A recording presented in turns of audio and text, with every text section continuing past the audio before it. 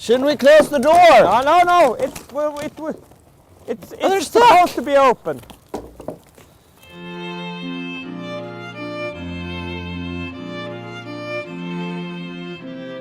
Next on my mission around Sweden, I was traveling far north to Umeå. It was a long journey, so I had a little snack en route.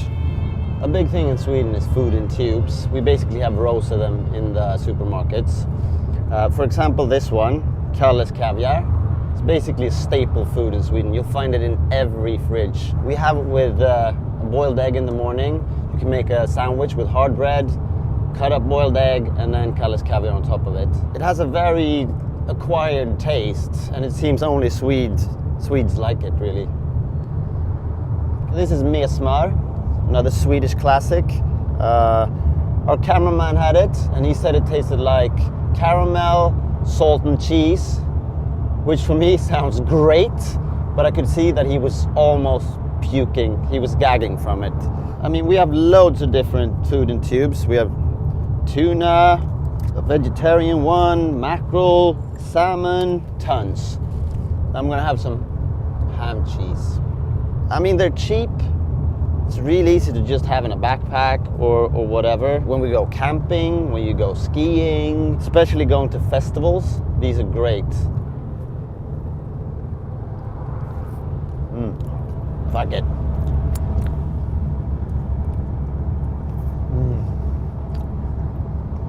Food in tubes.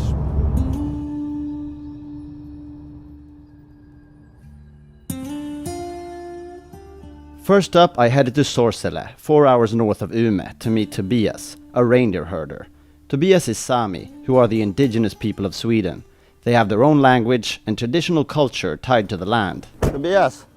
Hey. Hey, Ivar. Trevligt. What are we gonna do today? Oh, we're gonna look at some reindeers. Reindeer is a popular meat in Sweden, and legally only the Sami people are allowed to herd them. So you're Sami, your parents are Sami. What does that really mean?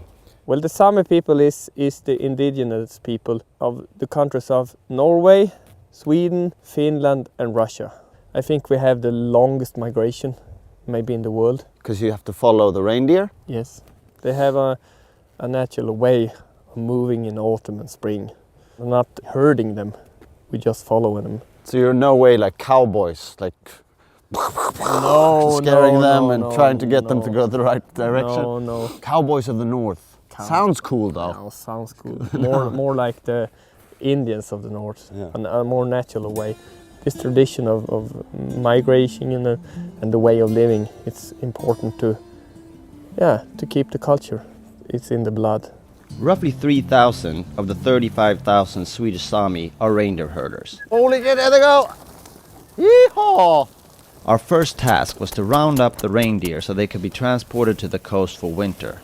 But how do we catch them? We just grab them by hand. Just grabbing them? Yes. We're gonna start with taking the little small ones out. Okay. Ah! Is that a small one?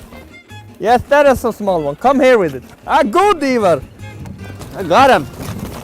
Oh, that's a strong one. Get this, Tobias. Okay, this is a bit crazy. They want to get out. Oh. Are you scared, Ivar? No, not really. Just don't want that thing in my eye. Watch out. You better watch out for the antlers. This is fun, Tobias. Is it? Yeah. So we got the small ones out because they go separate in separate booths in the truck.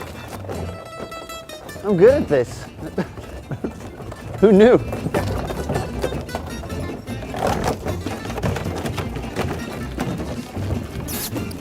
This is crazy.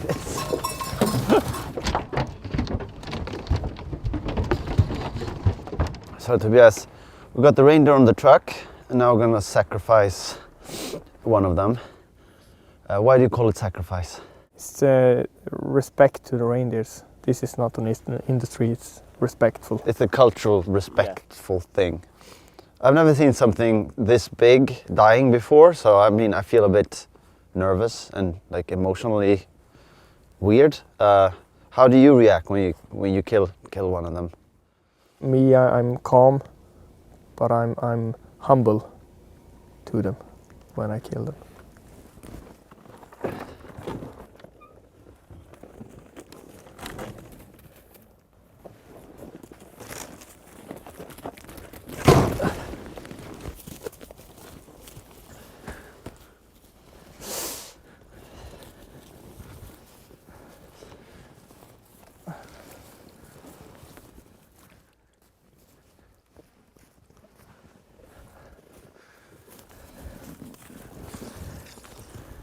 Oh, you can hear the blood coming out.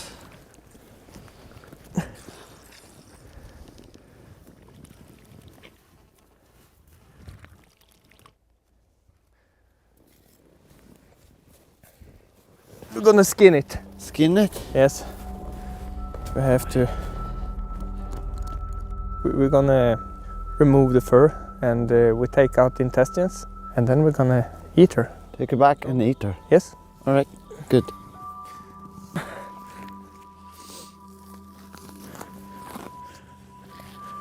You guys are quick. So what do you do now? I'm tying a knot. So What is that? yeah, it goes to the stomach. If you don't tie a knot on this, Yeah. the things she has eaten will come up when you pull it out the stomach Oh, and ruin the meat. and ruin the meat. Oh, that's a horrible noise. She's eaten a lot. Yes. Oh, there.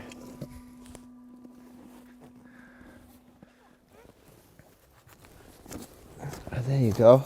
Oh. Oh, wow.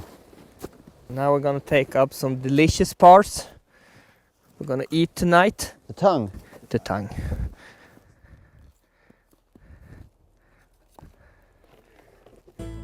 After a long day's work, we loaded the carcass into the van and headed to Tobias's house to eat, where I met his lovely wife, Eva-Lisa. Okay, so what do we have here? It's a fillet from the reindeer, and Eva-Lisa's made a sauce. It's just olive oil and lemon with some juniper berries and some red onion. You just eat it straight. A reindeer carpaccio. Yeah. Could we call it that? Yeah. Basically.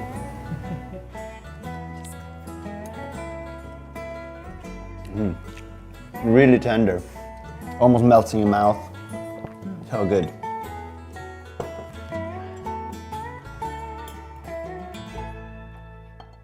By law, you have to be Sami to be a reindeer herder, unless you marry into it, Like you did. like I did. Yeah. Clever. You can eat this. Well, it's a See hard, now. yeah. I mean, it's a hard life, but we get good food. Yeah. So how are reindeer herders then? They're nomads and they go by. They don't care about the clock. It's impossible to set. You know, let's meet at 2 o'clock. They don't care. You can tell when you go into houses here if there's a reindeer herder living there. So would you say this is a reindeer herder's house? Yeah, it's kind of half-half. If you look this way, it's absolutely a reindeer herder's There's no house. paintings on the wall? No paintings on the wall, and I mean some ugly old furniture. It's not really that important because you don't stay indoors as much. Okay, this looks great. A lot of food. So what do we have here? Well, we got boiled heart, boiled liver, and boiled tongue, and also some potatoes. Almond potatoes, yeah. Meaty, huh?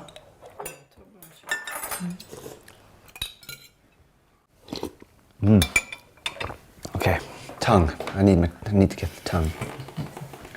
Always have cow tongue on our Christmas smorgasbord. Yes. This is better. Okay, so if you had to choose one dish to define Sweden, what would that be? Palt. No, I think it's pancakes. No, they got pancakes all over the world. They doesn't have palt. No, no one else eats that shit. I can't think. We made palt once and our son was like a year old. And Nicholas actually got some stuck. Oh, Nicholas, I'm sorry, he got some stuck in his throat. Coughing like this, and they hit him on the pen, and it's all over. Like a piece of rubber bicycle. With that recommendation, I had to go find the really traditional dish from northern Sweden, palt. Hey! Har du palt? Ja men du, det har vi här. So this is palt. You have it with butter, you have it with milk. Basically it's a potato dumpling filled with pork. Eating palt leads to something we call palt koma. It's a word everyone knows in Sweden actually. It's carb overload basically.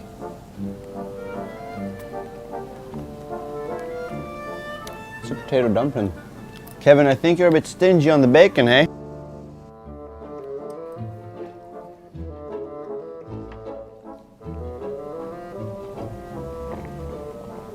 We do love milk as well here. Swedes are some of the few people in the world that can process this stuff, except for infants. We love it. I just learned a new word from the team here, and it's stodgy, and that's what palt is. It's really thick. It's like goof, just goes down your stomach and like kaboof. That's when you go into the palt coma. Yeah, I'm done.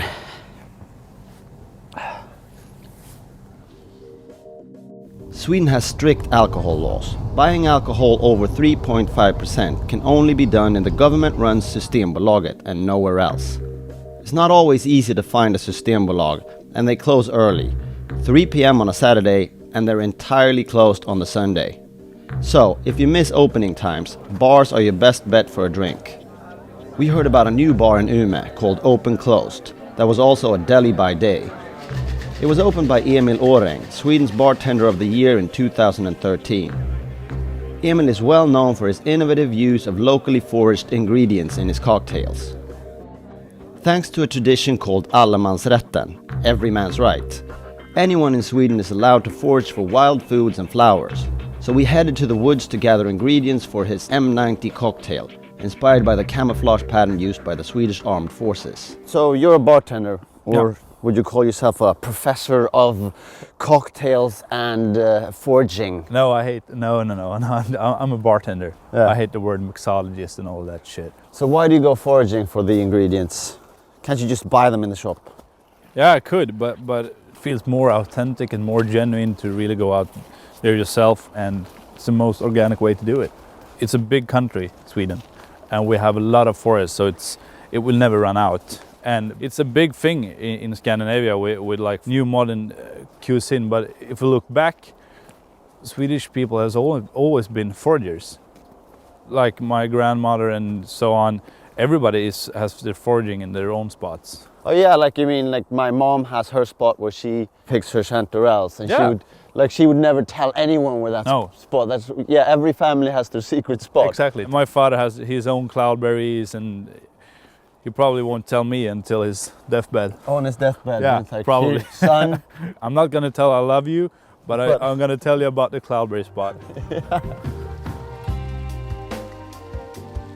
So what am I looking for, Emil? We're gonna get some spruce. We're gonna dry this out and turn it into a powder. There we have a nice specimen. We have a nice specimen. A nice tree up ahead. Yes. If you just peel this off. Try it.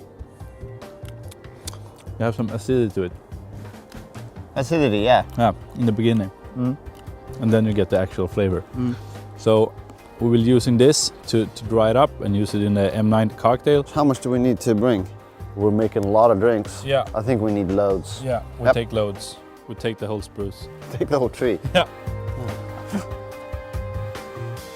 Then we headed back to the bar to make the M90 camouflage cocktail. Emil dried out the spruce in a dehydrator and ground it into a powder with an equal amount of dried mint. So here's the powder. So we start off with the rum, some green chartreuse to get the herbal notes, and then we made a camouflage syrup. And the camouflage syrup is actually tonka beans and spruce cooked together. Some lemon to get some acidity, egg white to get some foam on it.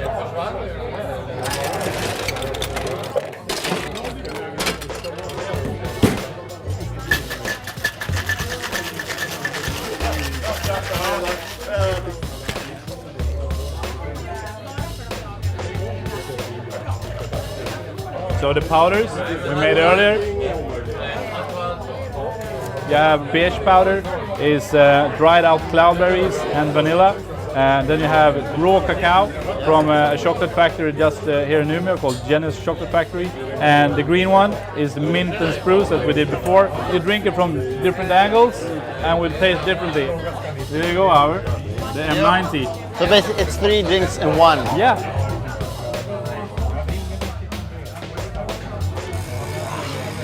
Man, that's good.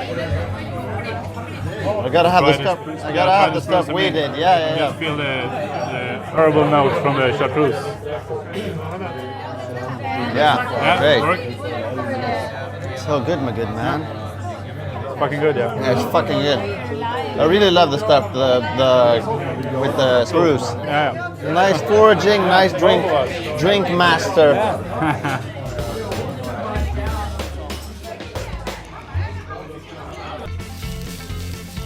Oh no, customers. Uh-oh. The new Nordic cuisine is basically sourcing ingredients and products only from the Nordic countries. We have like an expression that you dig where you stand. It's food put on a ceramic plate. Whoa! This is totally medieval. You're scaring me.